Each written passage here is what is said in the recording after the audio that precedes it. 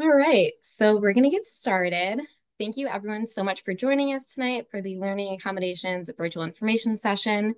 My name is Julia. I'm one of the assistant directors here at HWS in the admissions office. And then thank you so much to Chanel as well for joining us tonight and talking to our prospective students. So I will be in the chat monitoring any questions that you have. I'll be sending links in there and sharing some contact information so you can get in touch with us after the session. So if you have any questions, please feel free to send them in the chat and I will be reading them at the end. So from this point, I'm going to hand it over to Chanel so that we can get started. Awesome. Thank you so much, Julia. Good evening, everyone. I appreciate your dedication and being here this evening. As Julia said, my name is Chanel France, and I am the Associate Director of our Center for Teaching and Learning for Disability Services. So this evening, we are going to focus on the transition from high school to college as it pertains to accessing and advocating for accommodations. A bit about myself. I am a William Smith graduate from way back when in 2011. After graduating from William Smith, I did the Peace Corps. Then I did my master's at the George Washington University in DC. I've been very nomadic, but life is full of surprises, and I've landed back here in Geneva, and I've been back at the colleges for a little under 3 years now, and so grateful and fortunate to be in this position to give back in the way that I received so much when I was a student here. So I am thrilled to talk through and hopefully answer as many questions, burning questions as you may have as it regarding to accommodations. So with no further ado, our talking points for this evening, we're going to focus on IDEA, ADA. Those are two very different laws that help inform accommodations, and then talk specifically about disability services at HWS. And then through my time here, I've gathered frequently asked questions, so I'll go through those. And then if anyone does have any further questions, we'll end with a few moments of Q&A. Right. So, spoiler alert, I gave it away with our agenda or talking points. But the law that supports K-12 students with disabilities is IDEA, or the Individuals with Disabilities Act. It is a federal law that supports special education and related services programming for children and youth with disabilities. So currently, you may receive accommodations based on an IEP or an individualized education program or a 504 plan. Before you graduate high school, you may receive something called an SOP or summary of performance that is typically written by your case manager or counselor. And if you do have an IEP or a 504 plan currently, I would recommend that you request a copy of this along with any recent testing that's been conducted either during your initial evaluation or your triannual reevaluation. That would most likely be a neuropsychological or psychoeducational evaluation. Those suffice as reasonable forms of documentation once we get into talking about the self-identification process. So that's kind of the world that you are living in right now in high school. And then when we transition beyond high school and into adulthood, the law that supports adults with disabilities is ADA, or the Americans with Disabilities Act, as well as Section 504 of the Rehabilitation Act. So this law applies to almost all colleges, universities, and trade schools. And this law mandates an equal opportunity for students with disabilities. They're entitled to benefit from all services of those institutions and to use campus facilities. So, as a college student or being 18 years or older with a disability, you are protected under the ADA to receive reasonable accommodations, which are intended to provide access. So if you notice, I've underlined both reasonable and access. This is one of the biggest differences between IDEA and ADA. Um, so we really like to focus on talking about those differences because the transition from high school to college is drastic for many reasons, but also very different in terms of accommodations. So the IDEA, which protects special education or students with disabilities for accommodation, focuses on success, which is why in your IEP, you have goals that you are working towards in order to be successful. Whereas the ADA focuses on access and non-discrimination.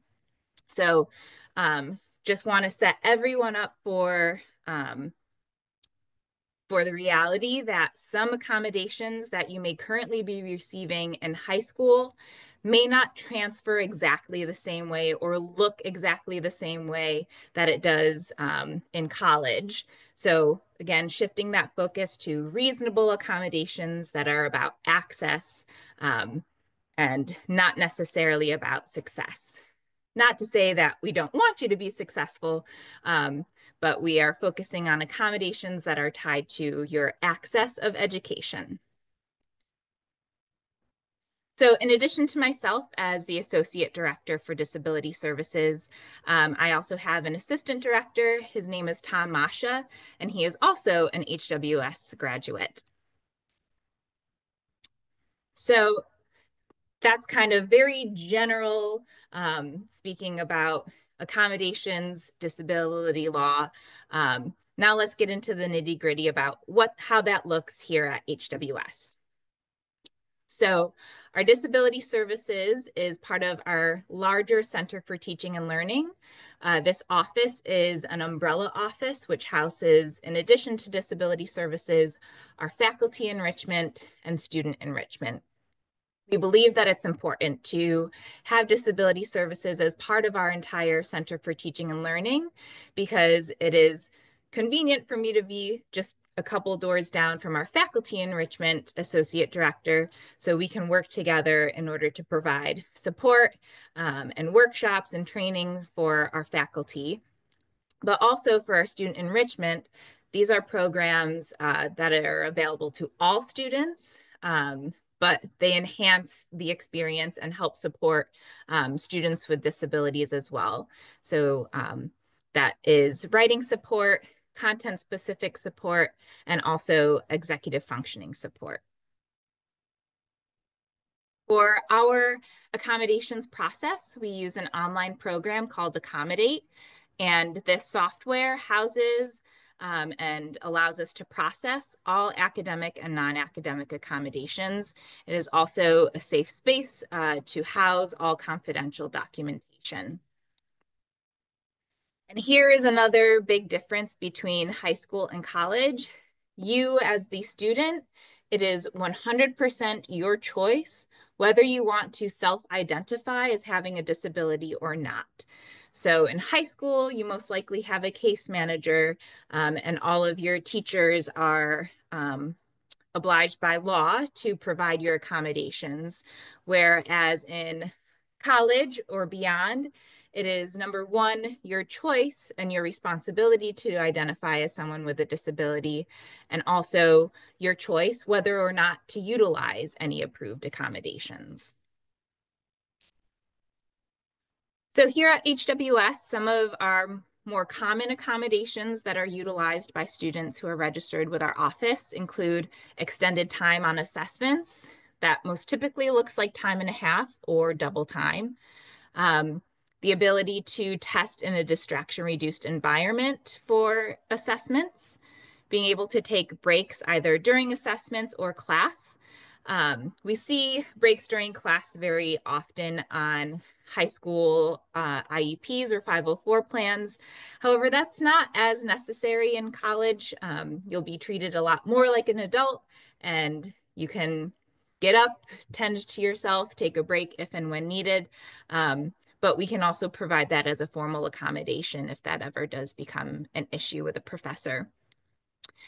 We can also approve use of a word processor for assessments. What that means is just being able to type your responses and also being able to use electronic devices during class for note taking.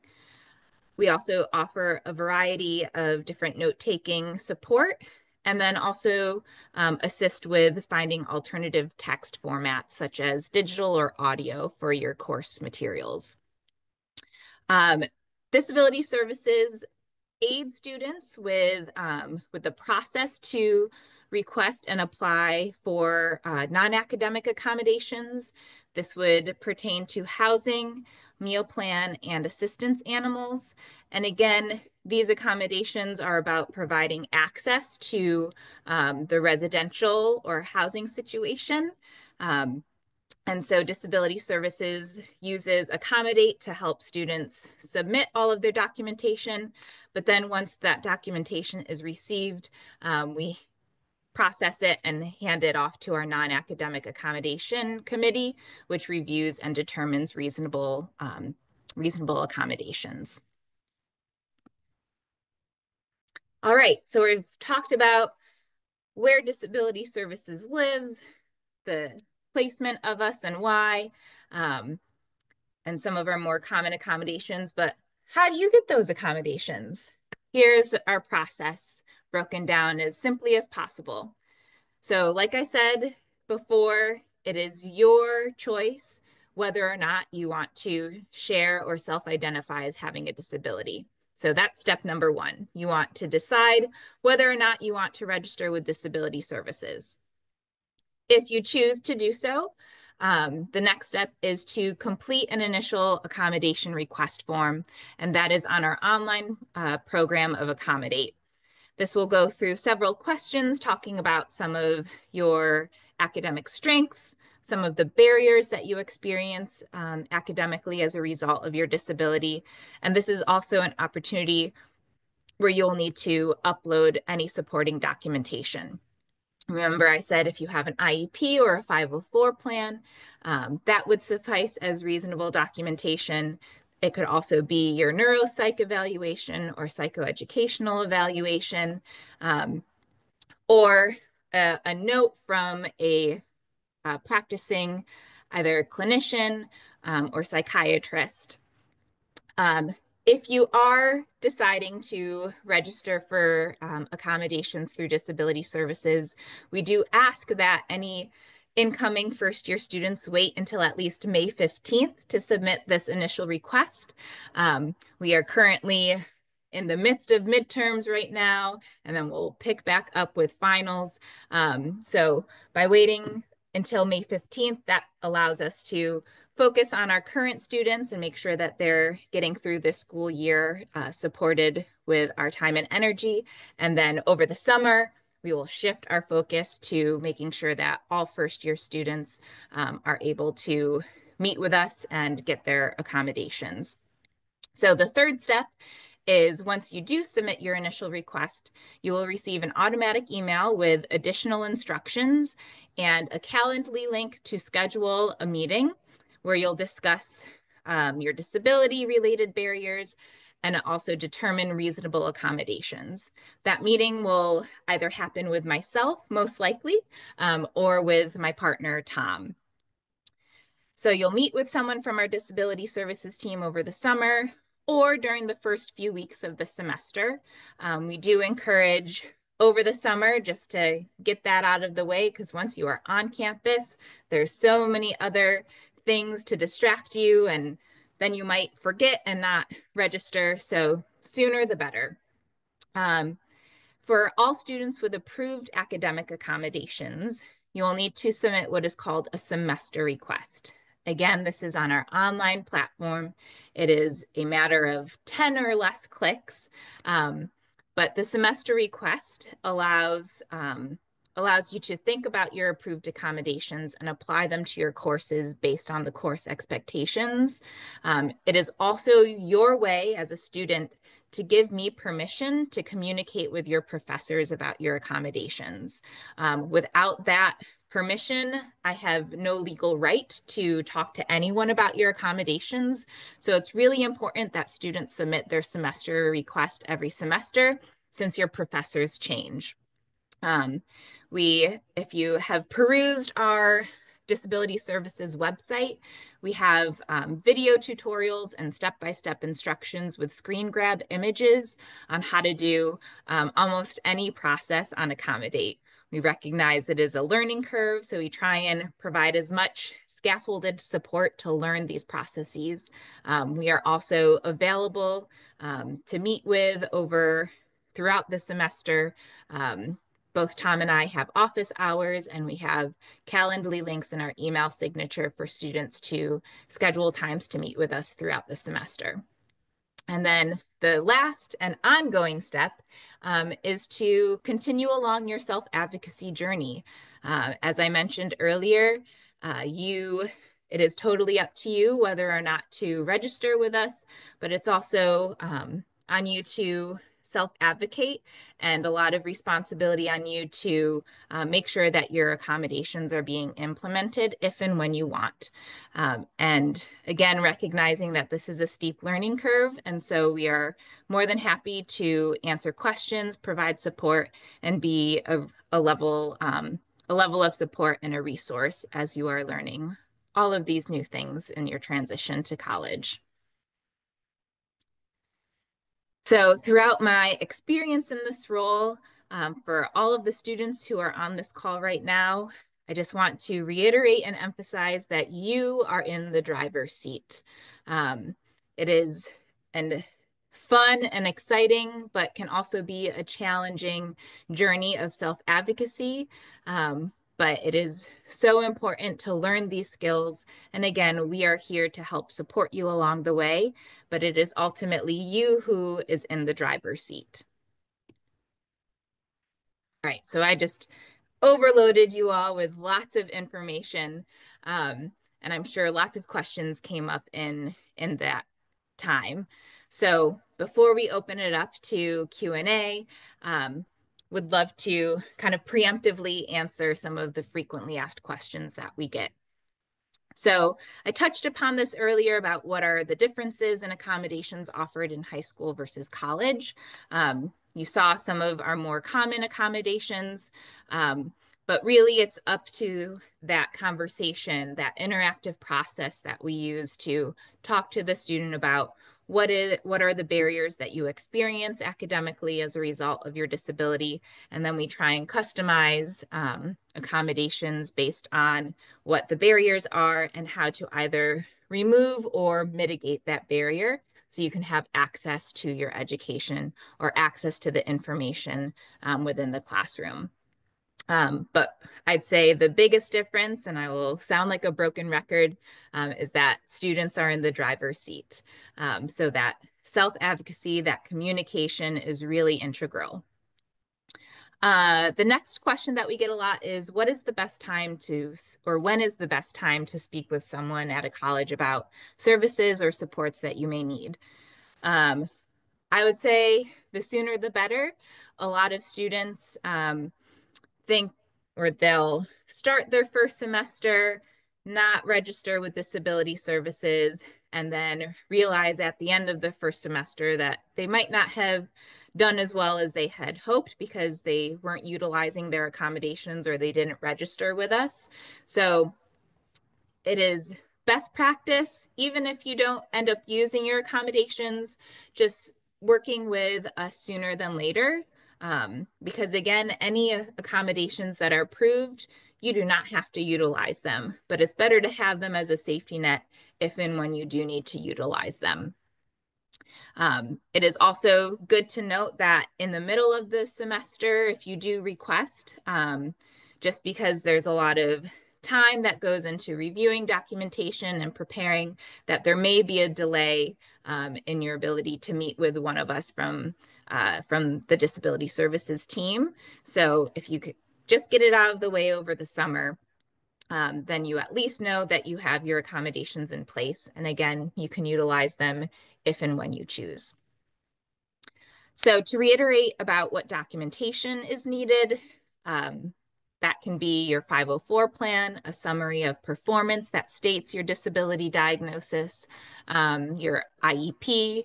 It can be a letter from a psychiatrist, from a medical doctor if your disability is medically related. It can be a therapist or a counselor if you have a mental health disability. So as long as the letter is written by someone who is in the field of your diagnosed disability, that suffices. Otherwise, the neuropsych evaluation, psychoeducational evaluation, or your 504 plan or IEP are sufficient.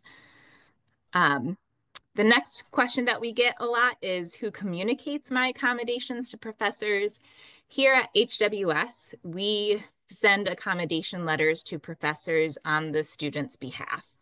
But like I said before, in order for that letter to be sent to professors, students must submit their semester request as an indication that you want your professors to know about your accommodations. We do, of course, encourage and highly recommend students to meet with their professors to talk about their accommodations. In these meetings, you do not need to share anything about your disability diagnosis. That is totally your prerogative, but it's more so an opportunity for you to build a connection and relationship with your professor and to have an open conversation about the ways in which your professor can support you in the classroom given your approved accommodations. If you feel like you need help or support in those communications with your professors or would like me to be a liaison, that is a role that I can certainly play, and I'm happy to be that liaison or even help facilitate those conversations. Few more questions before we open it up to Q&A. What skills will I need to use in college to make a smooth transition to college? Communication. Check your emails. That's going to be the main mode of communication, certainly at HWS, but also in the adult world, that is the main form of communication. So learning how to write professional emails to anyone that you're sending emails to, keeping those lines of communication open, self-advocacy, and then finally, time management. Those I would say are the top four essential skills as you are transitioning to college. We do get this question quite often about foreign languages. So at HWS, we do not have a foreign language requirement for graduation. However, some abroad programs or some specific majors might require a foreign language prerequisite. So if you have a disability that impacts your ability to become proficient in a foreign language, there are conversations that we can have about waiving that requirement, but just HWS in general does not have a foreign language requirement for graduation. Sometimes we get questions if you should self-identify in an application or right away with your professors. And again, you are in the driver's seat, so that's totally up to you. And then finally, can I access accommodations every year in college or do I need to reapply? Here at HWS, unless you are requesting to add or modify your originally approved accommodations, there's no need to reapply or resubmit documentation. However, it is your responsibility to submit that semester request every semester so we can communicate with your different professors every semester. But there is no need to resubmit documentation or meet with me again after your initial approved accommodations, again, unless you are requesting to add or modify what you were previously approved for. So again, I recognize I just threw a ton of information at you. I'm happy to open it up to questions for the next 4 minutes. I do apologize. I do have a hard stop at 7:30 p.m. today.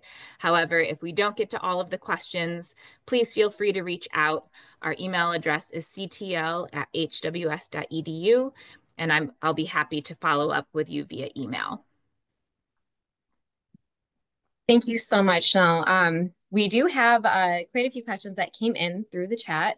So I'll just start off with the first one. We'll get as many done as we can. And if we don't get to your question, please feel free to reach out to us via email. I did send the admissions email as well as the CTL and my email. So please reach out to us if we don't get to your question. So the first question that we got was, does the high school or do the parents provide the CTL with an IEP? What was the first part of that question? Sorry. Does the high school or do the parents provide the CTL with an IEP? Neither. It's actually the student. So Okay. the student will have to upload their supporting documentation as part of their initial request on our Accommodate portal. So again, it'll be important to request and make sure that you have a copy of either the current IEP 504 plan and preferably the most recent neuropsych or psychoeducational evaluation, but it is the student's responsibility to upload that along with their initial request. Awesome. Thank you.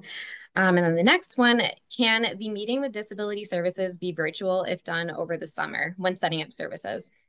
Great question. And I'm sorry that I totally skipped over that piece of information. All of the meetings over the summer happen virtually via Zoom. So there is absolutely no expectation for you to come to Geneva for those meetings. If you are local, I'd certainly be happy to meet with you in person, but all of the meetings do happen virtually over the summer. Awesome. All right. I think we have time for one more question. And then again, if we didn't get to your question, please feel free to send us an email with it. Do you ever have accommodations for students to get extended time on assignments? I know this exists for tests, but if a student has a significant processing speed disorder. Mhm. So for assignments, some students do have that accommodation. Um, it is not common, I will be quite honest, mostly because um, students will receive their syllabi at the beginning of the semester and know when their assignments are due. And so we really try and focus on helping students build their time management skills in order to prioritize and be able to meet deadlines. So I had mentioned earlier, part of our student enrichment program is executive functioning help. And so we have study mentors where students can sign up and have a one-on-one meeting with a study mentor to help with time management, big picture planning, note-taking skills, reading and note-taking skills, test taking, study habits, all of those things. But it is not a no. However, it is not common, again, because we want to help students build their time management and uh, assign knowing that it's important to submit assignments on time. But if there is certainly a disability related barrier that would impede a student from being able to submit an assignment given the length between due dates, then we can certainly explore that on a case by case basis. Awesome. All right. Thank you so much, Chanel, for taking the time tonight to meet with us. We really appreciate that and sharing that information with us. And thank you as well to all of our prospective students and parents who joined us tonight. It's really great to connect with you guys. Please feel free to reach out to the emails that I shared in the chat because I know we didn't get to all of the questions. So please feel free to reach out to us so we can answer those questions for you guys. And thank you so much for joining us. Yes, I certainly appreciate the attendance, your focus and attention. Our HWS Disability Services website is also another great resource, a wealth of information to explore some of the other services and supports that we provide. But thank you for your time, and I look forward to connecting via email if anyone has any follow-up questions. Awesome. Great. Everybody have an awesome night. Thank you. Thank you. Cheers.